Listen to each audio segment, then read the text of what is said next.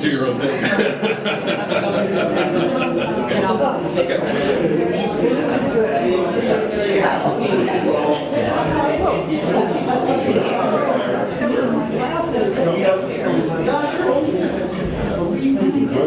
Did not. That's amazing.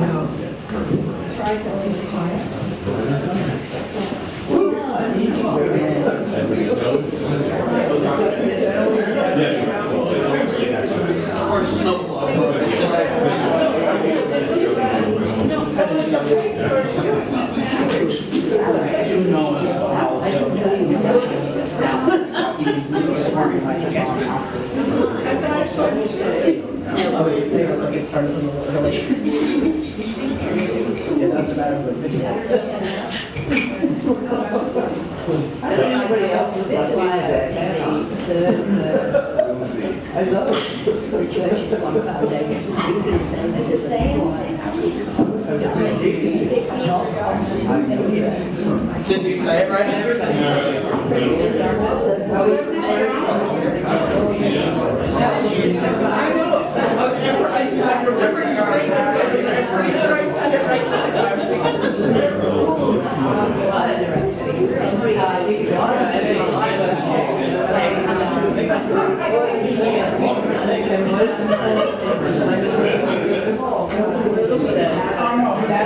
That was double A. I'm preserving those things. Oh, what type? The cookies?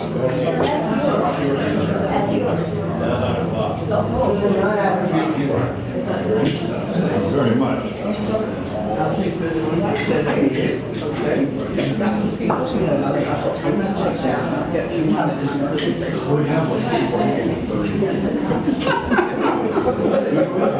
Is this on? Story of my life. Oh, this is just for the camera, right? It's not for the room. Okay. Good morning. Good morning. You know, not too long ago, a priest friend of mine posted this whole big position paper online, positing that, contrary to the rubrics in the Book of Common Prayer, the priest should receive communion after the people, because a leader eats last. Well, that is what happens at coffee hour. So thank you for saving a little bit for me. I would like to call this meeting to order of the Corporation of St. Mary's in Tuxedo. So, the Lord be with you. Let us pray. Almighty and ever-living God, source of all wisdom and understanding, be present with those who take counsel in St. Mary's in Tuxedo for the renewal and mission of your church. Teach us in all things to seek first your honor and glory. Guide us to perceive what is right, and grant us both the courage to pursue it and the grace to accomplish it. Amen. Through Jesus Christ our Lord. Amen. So, do we have a quorum? We need, at least 10% of the total number of members over 18 who are communicants in good standing. That is 97, and are present. We need basically 10 people, so I think we've accomplished that. Having established that a quorum is present, I now call the annual meeting of the Corporation of St. Mary's to order. Sorry, I got the cart before the horse.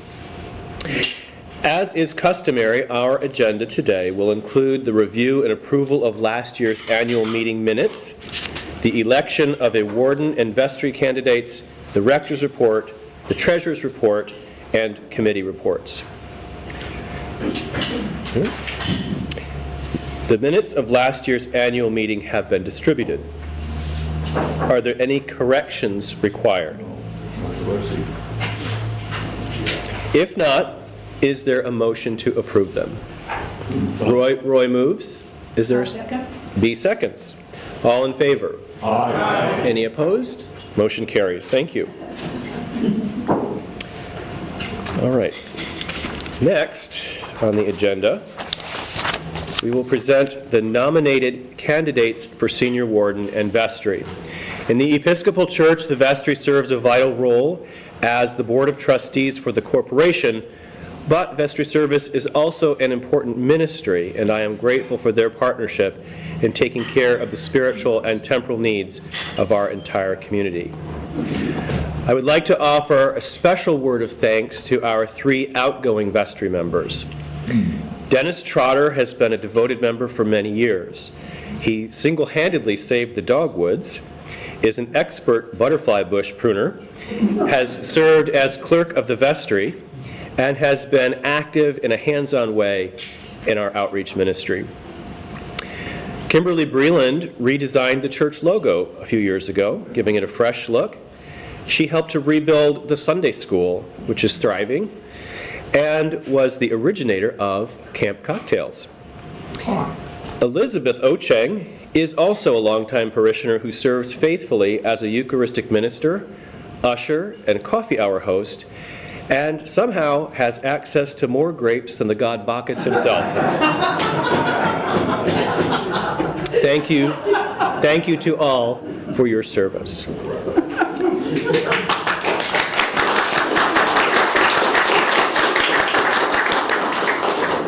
At St. Mary's, the vestry serves as the nominating committee for open terms, and this is the list of candidates proposed for the open junior warden and vestry positions. Jane Garofano for her second term as junior warden, Jill Buell, Spiros Konitsiosis, who is under the weather and couldn't make it today, and Scott Mullins for their first full terms as vestry members. I will say, just as an aside, that a functioning, healthy vestry is a really key part of a healthy and growing church. It all starts, at the top and it does trickle down. And people know when they come into a church that's full of people with healthy relationships and good feelings about each other, they can feel that. They can also feel the opposite. And one of the things I've worked very hard on in my 7 years here is to assemble vestries that are coherent and respectful and loving to each other and graceful, and know that it is much more than just balancing the books and hiring contractors and that's kind of mundane things, which we do have to do that, but it is a ministry to the church, and a healthy vestry is a healthy church, and it hasn't always been that way, but we've worked very hard to make it that way, and I'm so grateful to everyone who has served and to those who will begin to serve. Now, that being said, there is also an option for nominating candidates from the floor, provided they have sufficient written support of qualified voters. This would make things more complicated, but I ask now if there are any nominations from the floor. Speak now or forever hold your peace. I see that there are not. So, if there are no, okay, turn the page. Turn the page, just turn the page. Move on. Hearing no further nominations, I now declare the nominations closed. And it is not an easy task to find people who are willing and able to serve on the vestry, and I'm grateful for those who were able to say yes. Now, given that there is only one nominee per position, is there a motion to elect the warden and vestry members by acclamation? Yes. So moved. Dennis moves. Is there a second? Yes. Joanne seconds. All right. Any discussion? All in favor, raise your hands. Any opposed? Motion is passed. The slate is elected. Congratulations to all those who have joined.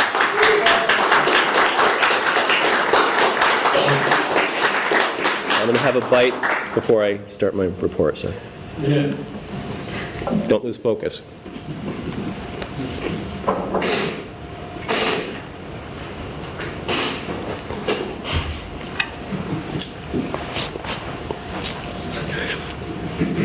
Director's report. My annual report is always an opportunity, in part, for us to look back at the previous year in ministry together. We can celebrate victories, as well as dream and imagine our future. One of the challenges we set for ourselves last year was to live in the now, not dwelling on the past or worrying about the future.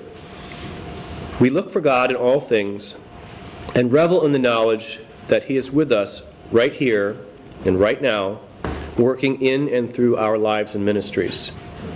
We understand our vocations as disciples to be serious, yet joyful and life-giving. As St. John put it, we are a peculiar people, zealous for good works. With that framework in mind, let's take a look at our journey together in 2024 and dream of what blessings this year will bring. The year started off with a bang, a cracking and crashing, really, as an enormous tree broke apart one night and landed on the roof of this hall. Lily, Jane, and I sprung into action working with contractors and our insurance company to get the tree removed and the roof replaced quickly. Later, Christos did a beautiful job with the interior repairs, and Jane freshened the room up with new curtains. And I remember that was a Wednesday morning, and I was coming through to do the service, and I noticed there was plaster all over the floor. What is that? There were two big branches poking through the roof. It looked worse than it actually was. In February, we celebrated the enthronement of the 17th Bishop of New York, the Right Reverend Matt Hyde. As dean, and the deans are one of the four governing bodies of the diocese, I have frequent opportunities to work closely with our bishop. He has accomplished a great deal in his first year and has worked with people across the diocese to effectively articulate our mission priorities, which will guide us as a diocese into the future. Incidentally, the last time this was done was over 50 years ago, right here in Tuxedo Park, when the diocese operated the Poorhouse as a retreat and conference center. We also continued, the Poorhouse is where Ann Hugh lives now. We also continued our tradition of celebrating Mardi Gras Sunday with all the trimmings. Sheldon ended the service with Verdi's Grand March on the organ, king cake, beads, and a fun talent show during coffee hour. And mark your calendars this year from March 2nd, and thank you to Maureen for coordinating and Sheldon for sharing his musical skills.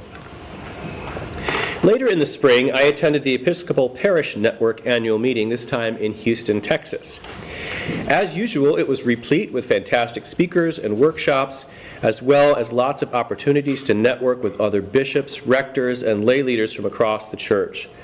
I also tacked on a brief visit with friends in San Antonio, and I can definitely report that there is indeed no basement at the Alamo. The last week in March brought another moving Holy Week and glorious Easter. Easter Day is always such a magnificent and uplifting experience, but Holy Week plays a vital part as well. If you haven't attended the services of Maundy Thursday and Good Friday before, I highly recommend them to you. And then once the dust was settled, Pete and I took a brief few days to visit with the Snowbirds and the Tuxedo Park expats living in Palm Beach. It was lovely to visit and maintain our connections. Unfortunately, we didn't take a picture together. Also in April was the Diocesan Priest Retreat held at the Villa Roma in the Catskills, which is a total time machine. I hoped to see Jennifer Grey and Patrick Swayze, but instead was treated to the season opener matinee featuring a Barry Manilow tribute. The place was packed on a Tuesday afternoon with 5 tour buses full of seniors, plus a table of Episcopal priests. And that's the Barry Manilow tribute guy. I follow him on Instagram now. He's got quite a gig going. May brought Mother's Day, on which the children of the Sunday school serenaded us with an adorable song. We also had our 3rd annual Camp Cocktails party, at which we raised money to send children to the town-run summer camp whose parents could not otherwise afford it. This is a favorite outreach ministry of many of us, in addition to many other ways throughout the year that we touch lives locally, regionally, nationally, and globally. We combined the fundraiser with the start of our fun outdoor movie night series on 4th Fridays throughout the summer months. I also went out to Arizona to spend some time with my mother, who was going through chemotherapy at the time. As you probably know, she has achieved a complete remission and was able to travel here for Christmas. And she was really touched by the prayers and the kind gestures from members of St. Mary's.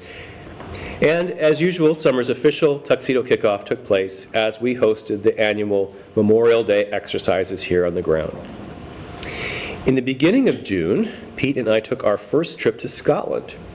We drove and ferried all over the country, staying with friends as well as in hotels, and even a castle once visited by Queen Victoria. Like Her late Majesty, we fell in love with Scotland, its hospitality, and Tweed. We certainly hoped to return someday.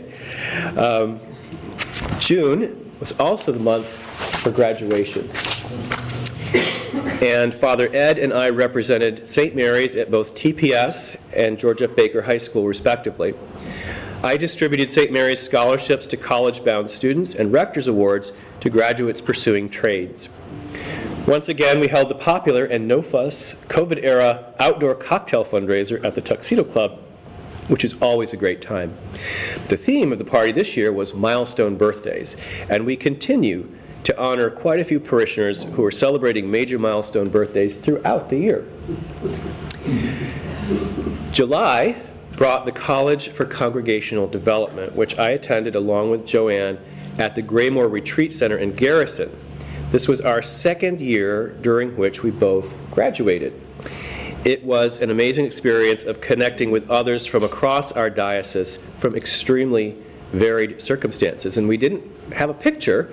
This is Joanne and me at Grace and White Plains. And so we're at the college. We're paired up with 2 other congregations for small groups, one of which was the church in White Plains.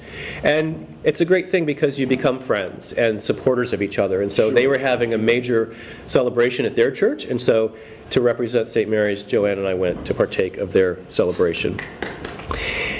In August, the Never-Ending Story, aka the Main Stairway Project, was once again resuscitated after we were ghosted by a second contractor.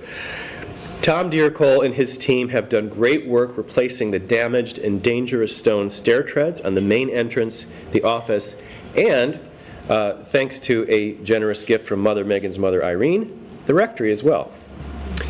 Once the cast iron railing is reinstalled, I think we can call this multi-year process complete, so we can move on to the myriad of other things that the list of things to be repaired and restored. That month of August, Pete and I also took our new Mini Countryman, whom we named Big Edie, on a road trip to Michigan. You know Big Edie from Grey Gardens, because there's Little Edie and there's Big Edie. Anyway. Even though I grew up there, I had never before visited the Henry Ford Museum in Greenfield Village, both of which should be on your list. It's about so much more than cars, though they are front and center. Everything from presidential limousines to the bus, the actual bus, on which Rosa Parks refused to give up her seat, to a fleet of Model Ts buzzing around. That's me riding in a Model T. I kind of want one now. Then we headed north and were able to connect with friends, some totally by accident, and even crossed paths with Lily and Charlie at the Grand Hotel on Mackinac Island. And there we are on the porch. In September, we held our ever-popular Hymn Sing on the Lake. Let me just say that for everyone who was able to just get on and drink and sing, it's a blast. However, those of us who were tasked with piloting 4 pontoon boats lashed together have a newfound respect for the D-Day landings. We also commenced the program year with the return of our wonderful Scola and Sunday School. Yeah. I tell people that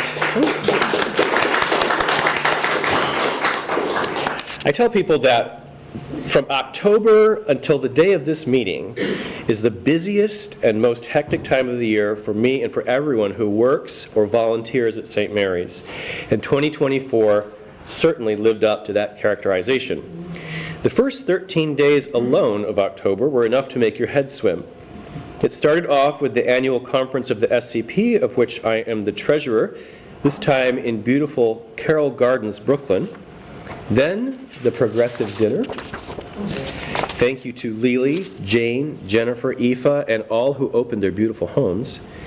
Then the always popular St. Francis Sunday Pet Blessing. Oh, Della. The following week saw the installation of new gutters on the rectory at last, and an Episcopal visitation by Bishop Glasspool. And congratulations to all those who were confirmed or received that day. On October 19th, I had the great honor to be inducted into the most venerable order of the Hospital of St. John of Jerusalem at a gorgeous and moving service of investiture at St. Thomas Church, Fifth Avenue. The order has roots going back 1,000 years, and its mission today revolves primarily around health care in the Holy Land, but its reach is worldwide. In fact, I submitted an application to have the Sloatsburg Food Pantry placed on the approved list of charity organizations for our volunteer corps. Knighthood, here I come. Just kidding. In November, the wedding of Skylar Newhouser and Shelby Carr was held here at St. Mary's. And I was honored to officiate, and Father Ed delivered a touching and personal homily. The music was provided by Sheldon and Aileen and was very thoughtfully curated by the couple with Sheldon's guidance. Each November also brings our annual diocesan convention, this year held at a hotel in Westchester, which, oh, there's Bishop Matt, really excited, which thankfully takes dogs, so with Joanne and Pete as our delegates. After hearing some moving testimonies and from new and continuing members about what St. Mary's means to them, we wrapped up our stewardship appeal on Harvest Thanksgiving Sunday. And many thanks to our new chair, Spiros, for your leadership. Spiros even handed me, and get well soon, Spiros. Spiros even handed me a pledge card written out on a cocktail napkin from the club.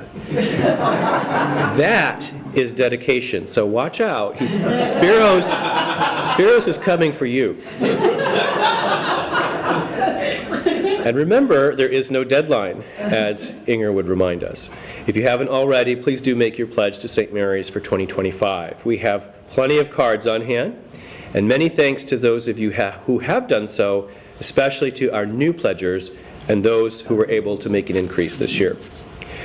To kick off the holiday season, the worthy Minceys decorated the Val Napolitano Christmas tree, and the Girl Scouts held their second annual caroling concert at St. Mary's. It was truly adorable, and we are so happy to be the home of our local troupe, who are all growing up so quickly. One of the highlights of the season is the Episcopal Charities Gala held at the Cathedral of St. John the Divine. Pete and I were honored to attend thanks to the generosity of Ribby Goodfellow. The event raised over $2 million for ministries across the diocese, including our outreach ministries, such as the Sloatsburg Food Pantry. And the greeting of the church was held on the 14th, and many thanks to Wendy, Frank, the extended Favia family, and many other elves. We also held the ever-popular Rectory Christmas Open House on the 22nd, and the only broken ornament was the fault of my wild child Della. A good time was had by all. Our Christmas celebrations were glorious as always, with increased attendance at both the pageant and Arden. Many thanks to everyone who volunteered in so many ways. So, by the numbers, our sacraments in 2023. The Holy Eucharist was celebrated 127 times. We had 1 baptism. We had 3 reception/confirmation. We had 1 wedding and 7 burials. Now, I will note that of those 7 burials, none of those were active members. There were 3 members of the church who died last year, but who have not been active in a long, long time and have yet to be buried. So 7 burials were those sort of from the outside. We were delighted this year to welcome several new families to St. Mary's who have jumped in with both feet. Others who have been away for various reasons have also returned. At the end of 2024, we have 260 members. 132 of our members are communicants in good standing, with 35 of them under the age of 16. It is wonderful to have so many young people in our church.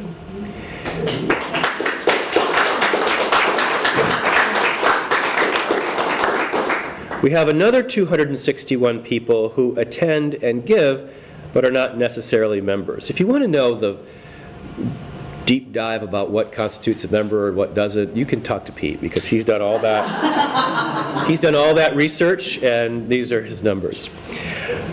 Our average Sunday attendance has been on a steady upward trend since 2020. Let's keep that going. And people remain generous. We met our stewardship goal in 2024.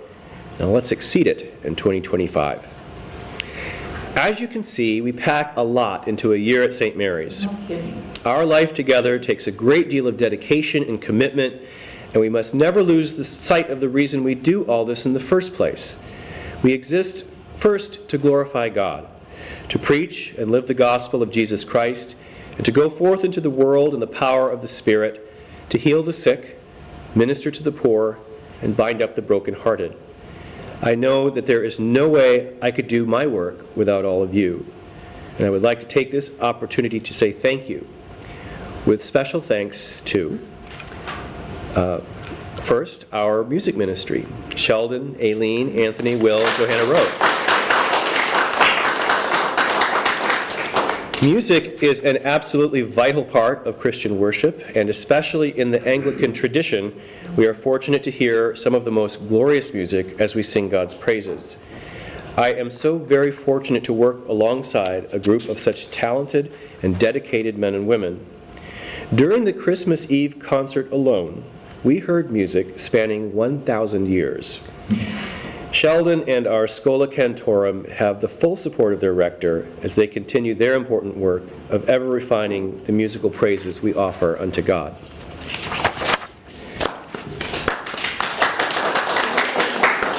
The Altar Guild is led by Wendy Favia, and we are very much in need of some new members. The Altar Guild prepares and cares for the vessels and vestments used in the sacred liturgies.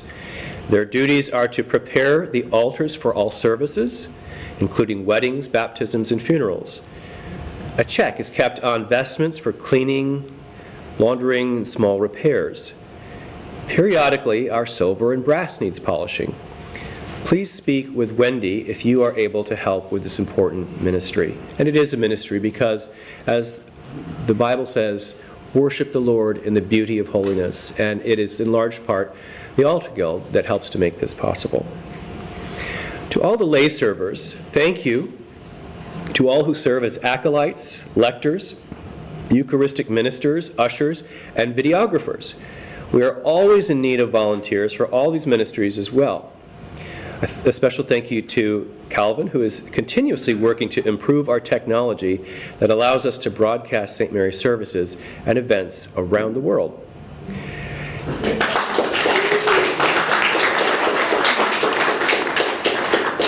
To the Sunday School, thank you to Jennifer, who is coordinating, and Cecily, who leads our choir of cherubs. I am also grateful to Jennifer's 2 assistants who keep the peace and help with the lessons and crafts. And I have to say, I love I love my work, but one of the things I really love is as soon as the offertory anthem is over and the doxology starts, seeing these children parading in like a herd of elephants, and it just brings a smile to my face. And it's such a wonderful thing because the Sunday school is larger than it's been in many years. All of my time here, even before COVID, we've never had so many. So thank you for what you are doing to make Sunday school appealing to the children. And thank you to the parents.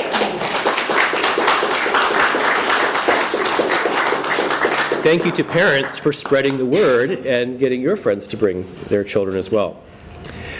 Hospitality. All those who host coffee hour throughout the year and those who help to step in when we have no volunteers. The Emporium, after a few years, has gained a very loyal following and far outpaced its estimated earnings for 2023. Kudos to Lily for not only coming up with the concept, but for continuing to curate the collection of merchandise and run the shop so faithfully.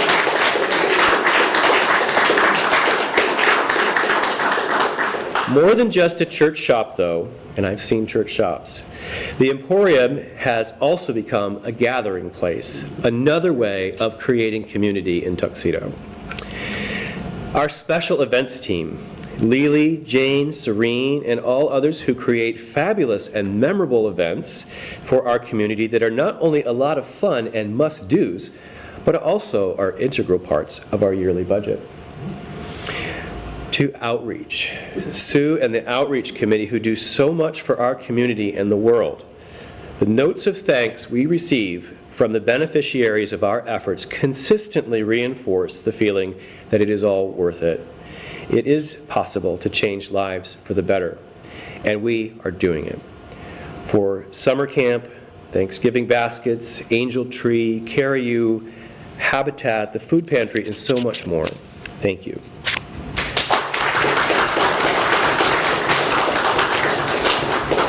Our finance crew, Joanne, our treasurer, Natalia, our bookkeeper, Charlie, our investment expert, and Pete, the guy with the magnifying glass who makes sure everything is accurate, who works to keep our systems updated. Thank you very much.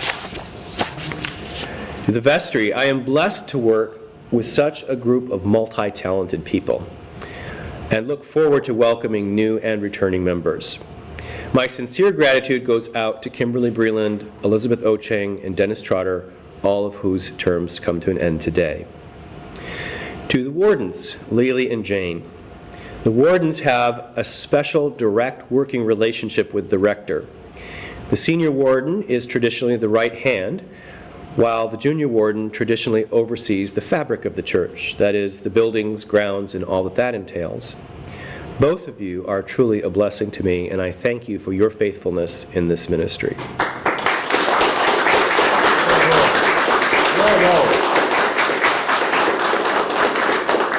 There are so many others. The Stewardship Committee, Pastoral Care Committee, the Buildings and Grounds Committee, our cleaners, Pete with Communications, and of course, our beloved Rector Emeritus, Father Cromie, who has officially, really, for the last time, retired. Well done, Father Ed.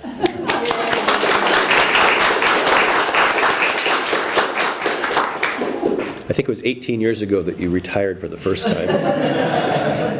Finally, we were blessed with some very generous donations this year for various purposes. I would like to say a heartfelt thank you to all of our donors, especially to the Hennessy's, who donated a 5-acre tract of land to St. Mary's earlier in the year.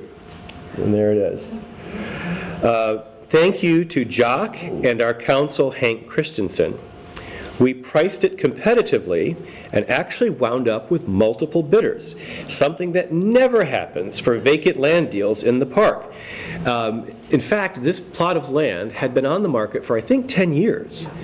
And we received it, the gift, gratefully, but we were worried a little bit because it had been on the market so long. Are we going to be, sort of millstone around our neck for 10 years with this thing?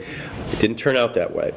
After legal machinations involving the standing committee of the diocese, the bishop, and a state Supreme Court judge, it is all done and dusted, and we have a little something for just some of the many capital projects that need to be done. Yes, our legal counsel thought that because it was a vacant lot, not contiguous with church property, it wouldn't fall under the New York Religious Corporations Law. Sorry, it does. So anything owned by a church. So we had to go through all those additional hoops, but we did it.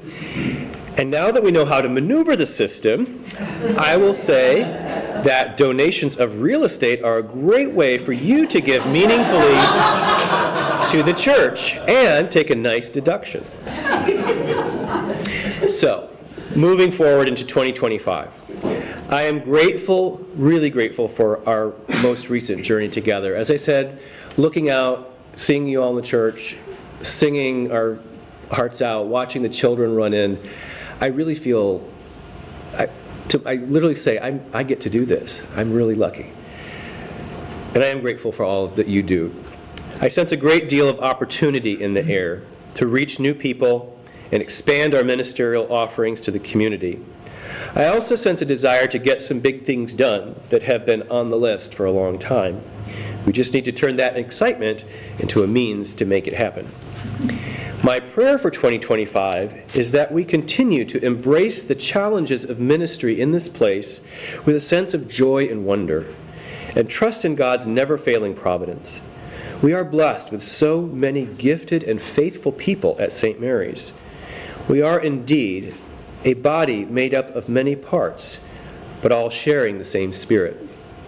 And when I wrote that, I didn't know that we would hear that scripture today. So we were reminded of that by St. Paul today in the epistle.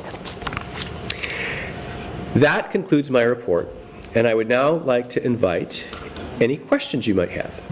Are there any questions? No? Okay. I actually have one. Oh, B has a question. When you said with the proceeds from the property that you would be able to address, what are some of the things that need to be done? So in the approval process, let me back up. There's a whole form to fill out for the diocese, and they have an idea of what they want you to do with it. And the way they have it structured is generally I think it's meant to address parishes that are closing and disposing of churches and rectories and that kind of thing, not flipping a parcel of land.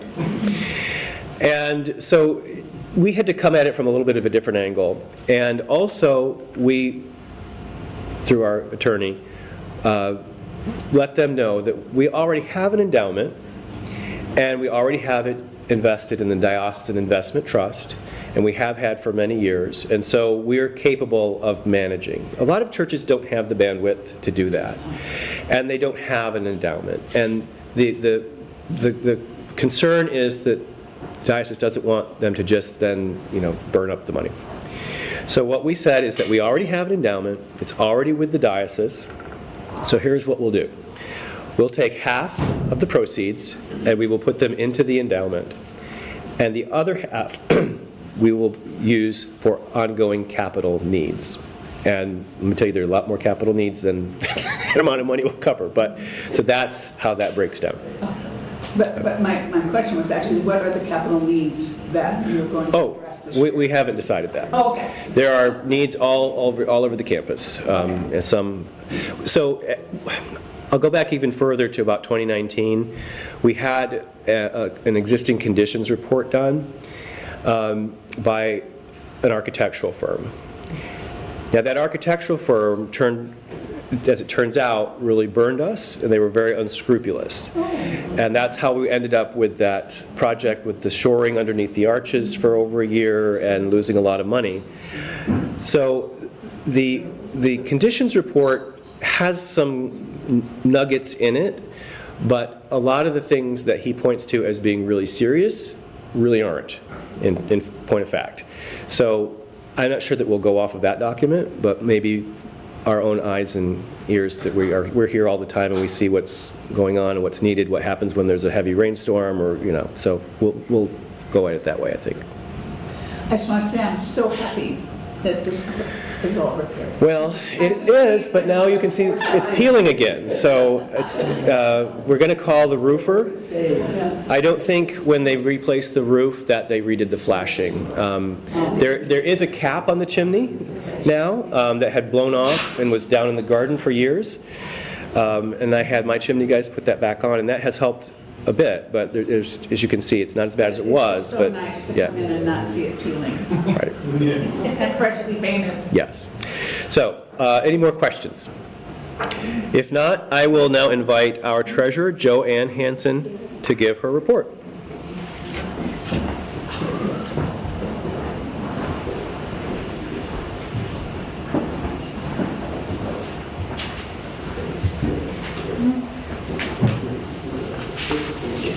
Good afternoon, everyone. I'm Joanne Hanson, and I'm serving as the treasurer.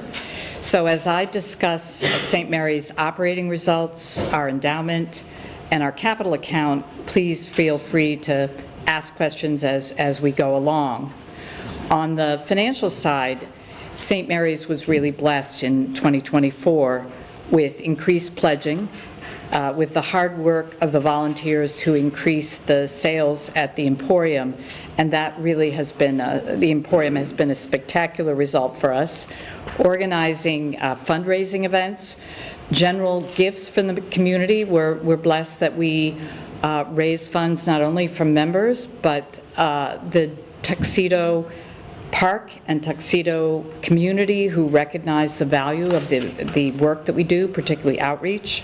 And the gift of land, which is a really significant and transformative gift that we received in 2024, and it's been sold quickly, and that gave us 2024 capital improvements and 2025 capital improvements opportunities. So our pledging met our 2024 budget goal of $125,000. And we have the same goal for 2025. However, as Father Rick said, we are happy to exceed that goal if people wish to pledge. And it's very important, if you can, if you feel moved, that everyone pledge at whatever number feels comfortable for you. Our current level of pledging is an improvement over the decreases that we, and I think most churches, experienced in the pandemic. It is below the $160,000 that was pledged pre-pandemic. We've managed our expenses prudently. Our expenses have only increased about a little over 4% annually since '21. The really big ones that, again, I think you probably have all personally experienced, insurance and utilities have gone up double digits. Our deficit looks worse than it is in the sense that we had, when we were budgeting for 2024, we had funds that we were able to carry over from 23, so we ended up more or less where we expected. Similarly, we have a deficit that we're budgeting for 25. We do think that there are, that there are funds we're carrying over from 24. So are there, this is a breakdown of the income and the expenses by categories to give you a sense of how they break out and how they've advanced. Are there any questions about this part of the operating budget? Joanne, Yeah. and you have in your package Yeah. this information broken down even more detailed. And so when I was doing praise of folks in the parish, Pete works hand in hand with me on the Realm system and is the Realm guru. And so that we have moved into Realm, which really gives us a chance, as you can see from those results, to look category by category and track what's happening in terms of our income and expenses. And so his contribution on that front, I'm a finance person, he's got more of an accounting background. We are a happy marriage in that respect. So this is the results here. If we could shift to the, I think the endowment next. So St. Mary's has an endowment. That's from gifts from the parish. And particularly I want to recognize David Alger, who alas died in 9/11. But from that horrific event, St. Mary's received a $1 million bequest. So we have ended the year with our endowment and our legacy savings, which represents cash from the land sale, at $3.3 million. And the endowment, as Father Rick touched on, is managed by Partners Capital out of Boston on behalf of the Diocese of New York. And we are in what is called the Diocesan Investment Trust. It's referred to as the DIT commonly. And so St. Mary's is investing collectively with the diocese, with other parishes, in a $148 million portfolio, and which is run on a endowment model. So they Partners, and you can go online if you're curious about Partners, have an interesting website where they talk about their investment philosophy and their sustainability. So that is, as you can see, 2022 was a down year. We calculate how much we spend from our endowment on a 3-year average, so we actually will be budgeting a little less this year because of that down year, which will eventually roll off. So if we could shift to the next page. We have made, I think, a big step forward in creating a capital fund, and that was in 2022. And to track separately the gifts that we receive, and this is, it says income, but it's primarily gifts that we use to fund capital improvements. The steps have been a huge, expensive and long saga, and we are coming to the end of that, which is very encouraging. There are not structural, but foundational issues, water issues, and as Father Rick says, we have the benefit of Cecily, who has a background in construction. The vestry will work to come up with a list of priorities, although we have that capital for improvements. It's about a little less than 170,000, and as you all know, that can go in a snap of a finger in a historic building and rectory of this type. And so that gift was incredibly helpful, but I will add that the task of maintaining our historic buildings is very large, and so we can always use additional capital gifts in your charitable giving, in your estate planning.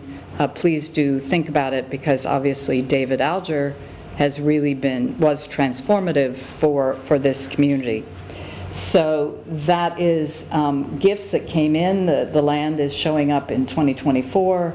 As you can see, we have been expending a significant dollars to maintain our building and our rectory and have capital to go forward. So in concluding, and I'm happy to answer any questions, I think St. Mary's is starting 2025 in a very positive frame. Our in terms of our operating budgets and in terms of the gifts that we've received to address the needed repairs here at the church and the rectory. So are there any questions about the Treasury side of life? No, great report. Joanne, could you talk just a minute about how we got over to the Diocesan Investment Trust from where we were before? We were invested in conjunction with the Diocese of New York with the Church Investment Group, and the diocese did a review of its investments, a 5-year review, and the Diocesan Investment Trust was invested with an organization called the Common Fund, which represents a lot of university endowments. And I think the expectation when they started into this review process that was it more of a fiduciary check the box, but they decided that Partners Capital really was a well-diversified endowment approach, and they wanted to make that change. So both the diocese and the Diocesan Investment Trust shifted who they were invested with and went to Partners Capital. The church, St. Mary's, had been invested with the Church Investment Group, and as a result of that shift, it was felt that it was appropriate for those funds to follow the guidance of the diocese and shift to partners and go into the Diocesan Investment Trust. In addition, and that was a decision that St. Mary's had already made. In addition, however, as part of the process for being approved to sell this land, the diocese might have required us to move to the Diocesan Investment Trust if we weren't already there. There is a virtue to St. Mary's in that I respect the Partners Capital investment approach, and we are getting the benefit of a investment committee of folks throughout the diocese, and as you might expect in New York City, which is a financial capital of the world, there's a lot of expertise there that is brought to bear to look at that portfolio, how it's being invested prudently and for the best performance. So that was a journey that St. Mary's monies made from Church Investment Group and Brown Brothers Harriman to ending up in Partners Capital with the Diocesan Investment Trust. With that, and if people have questions, please feel free to ask me.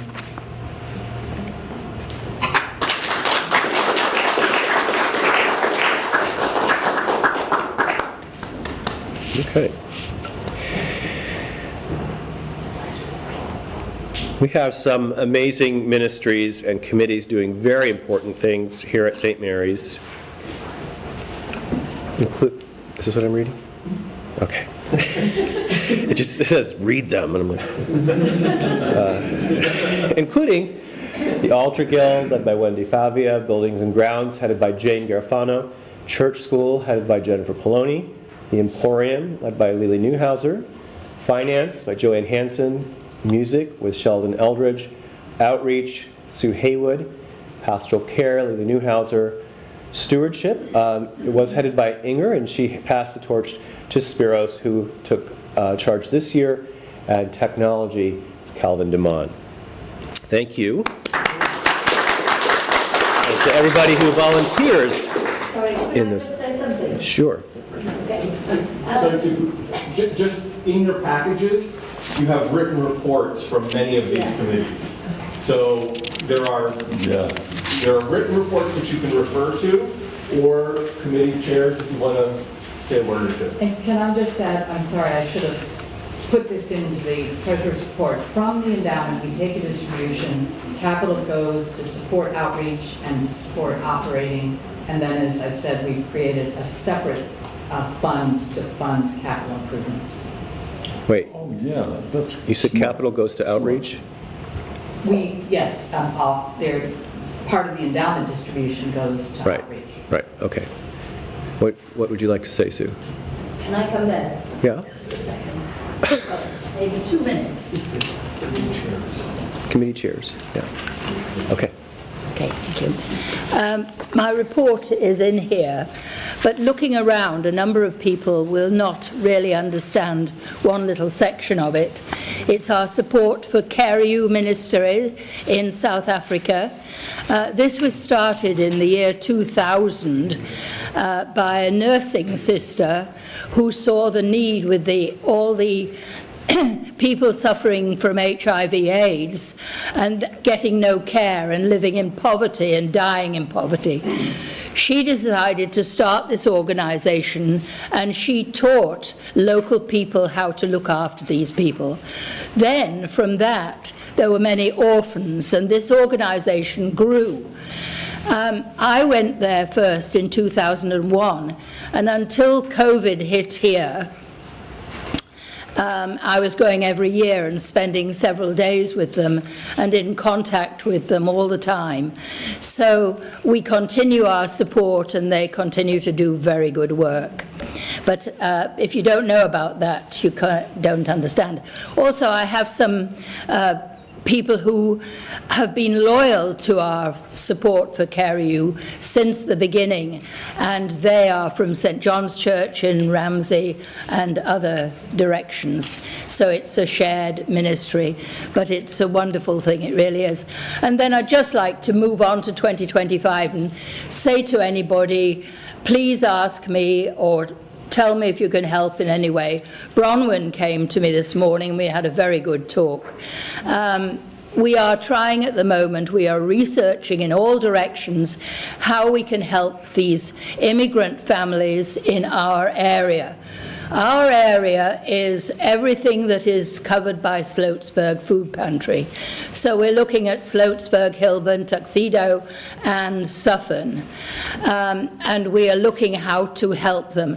We have so many families. Of the families in the local school, many of those have one or more people who are undocumented. So if you have anything that you think could help them, we're trying to give them the wherewithal to help themselves initially.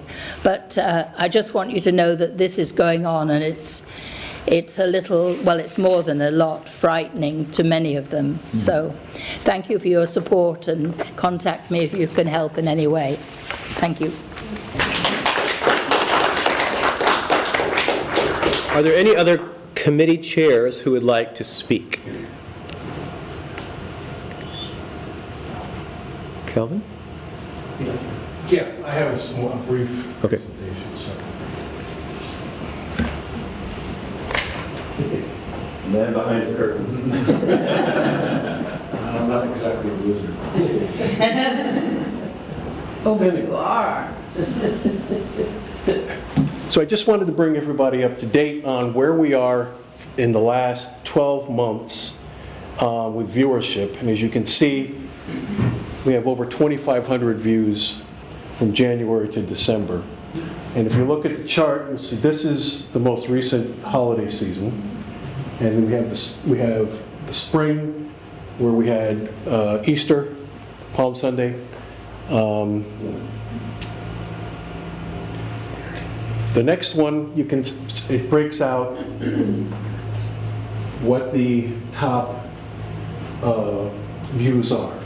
The number one, believe it or not, is from 1992, which was The Follies, which I posted. And you're all lucky that two of the stars are in this room with us now. Father Cromie, who was our MC, and Serene, and unfortunately Maureen left, but I decided to post that, and I've received wonderful notes from different people, like Mitch May's family. The grandchildren had never seen their parents perform, and they got to do that. So people do look at our videos. The Sunday School Tribute to Moms was very good, 342. The Girl Scouts, when they did their Christmas carols, we had 60. First Sunday of the Litany, 56. Easter Sunday was very good. If you go to the next slide. And this, you can see December we did very well. Next slide, please. So this shows that most of the people that are tuning in, over 2,000, are not subscribed, which I think is great. If we go to the next one. But do subscribe. Yes, please. It helps. You go to YouTube and you find St. Mary's and subscribe. So if you look here at the bottom, this is the talent show from we did last year. That did very well. Our Christmas Eve concert did very well. If you go to the next one. So here's the total of where we are as far as the ranking. And you can see that St. Mary's Follies did very well. The important thing with our YouTube, we were on Facebook. It was difficult to work with. The reach wasn't very well. We don't get the great analytics. This is all free analytics that I get from YouTube. The reach is worldwide. It's much easier to use.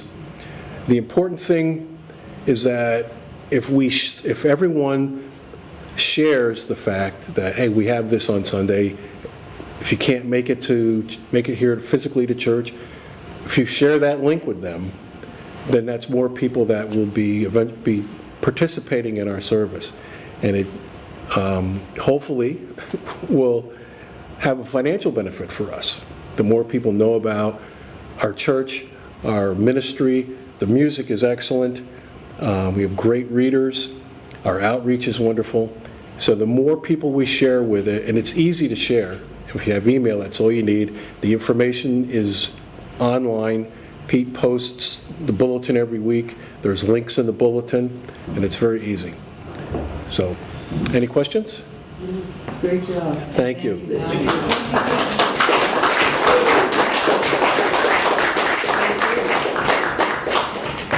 Before you say anything, I just wanted to say, I can't imagine spending every Sunday with a room full of people more wonderful than all of you.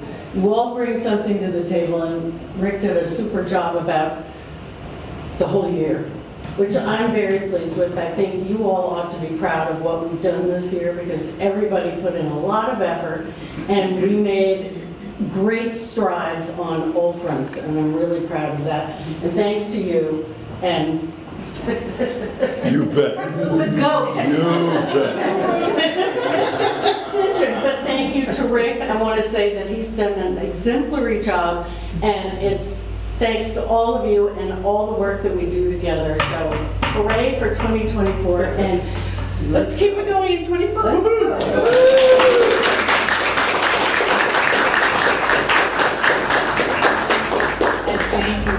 Thank you, Lily. I can't say enough how important it is to have a really good relationship between the rector and both wardens, but especially the senior warden. So we have the results of the election, which I think you know because we did it by acclamation already. So we're going to skip ahead to the closing. Congratulations once again to everyone who was elected. Let us pray. Ever-living God, whose will it is that all should come to you through your Son, Jesus Christ, inspire our witness to him, that all may know the power of his forgiveness and the hope of his resurrection, who lives and reigns with you in the Holy Spirit, one God, now and forever. Amen. Is there a motion to adjourn? I move the move. Wait, Serene moves. B seconds. All in favor? Any opposed to adjourning? Didn't think so. Having completed all the items on the agenda of this annual meeting, we are now adjourned. So, vestry members, continuing members, and new members, please adjourn yourselves to French House, where we will have a very brief January meeting for the purpose mostly of electing a couple of officers. The next annual meeting of St. Mary's in Tuxedo will be held on January 18th, 2026. Go in peace to love and serve the Lord.